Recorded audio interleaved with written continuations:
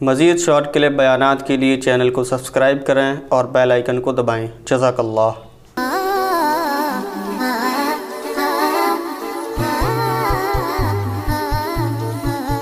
یہ بات تو درست ہے کہ ہر چیز پہلے سے لکھی ہوئی ہے، لیکن لکھا ہوا کیا یہ پہلے سے پتہ نہیں ہوتا۔ سمجھ میں آ رہی ہے بات؟ دیکھو، اگر ہمیں پہلے سے پتا ہونا کہ میری تقدیر میں کیا لکھا ہے، اگر آپ کو پتا ہے کہ آپ کی تقدیر میں جھوٹ لکھا ہوا ہے اور آپ نے جھوٹ بولا، قیامت کے دن آپ کو سزا ملے، تو آپ اللہ سے کہہ سکتے ہیں کہ اللہ میری تقدیر میں لکھا ہوا تھا جھوٹ بولنا ہے، میں نے تو بولنا ہی تھا، تو بات صحیح ہے آپ کی۔ لیکن اگر آپ کی تقدیر میں جو لکھا ہوا ہے آپ کو پہلے پتا نہیں ہے، آپ قیامت میں اللہ سے کہیں اللہ میری تقدیر میں تو لکھا ہوا تھا جھوٹ بولنا ہے، تو مجھے گناہ کیوں مل رہا ہے؟ اللہ کہیں گے تجھے پہلے پتا تھا کہ لکھا ہوا ہے یہ۔ قل هل عندكم من علم فتخرجوه لنا، پہلے سے چونکہ علم نہیں ہے لہذا کیا ہے پھر آزمائش ہے۔ اسی وجہ سے نیکی پر ثواب ملتا ہے کہ پہلے سے ہمیں پتا نہیں ہوتا، یہی آزمائش ہے۔ تقدیر کا علم اللہ نے کسی مقرب فرشتے کو بھی نہیں دیا، کیونکہ اللہ کا علم کامل ہے نا، اللہ کو سب پتا ہے کہ کیا ہونے والا ہے، تو اس حساب سے اللہ نے سب کچھ لکھا ہوا ہے، تو زبردستی اللہ کسی سے گناہ نہیں کراتے۔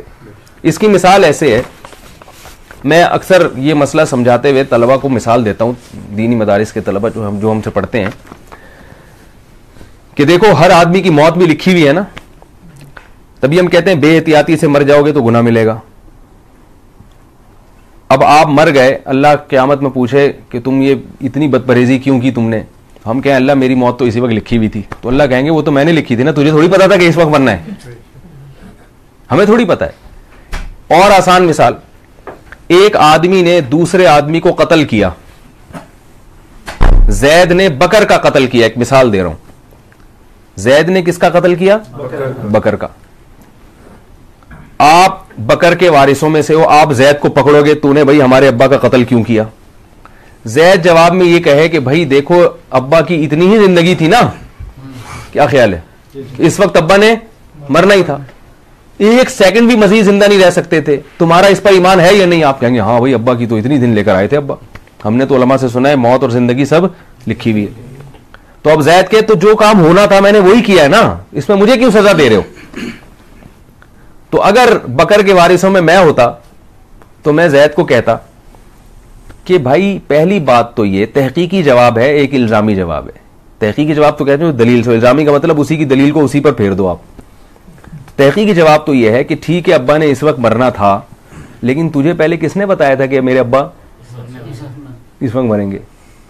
ہے بھائی تیرے علم میں جو ظاہری اسباب کے لحاظ سے جو بات تھی وہ تو یہ تھی کہ ابا کی صحت بھی ٹھیک ہے، مرنے کا فی الحال کوئی چانس نہیں ہے، تو نے باقاعدہ گولی لے کے ان کو فائر کیا ہے، تیرے ارادے کا اس میں دخل ہے۔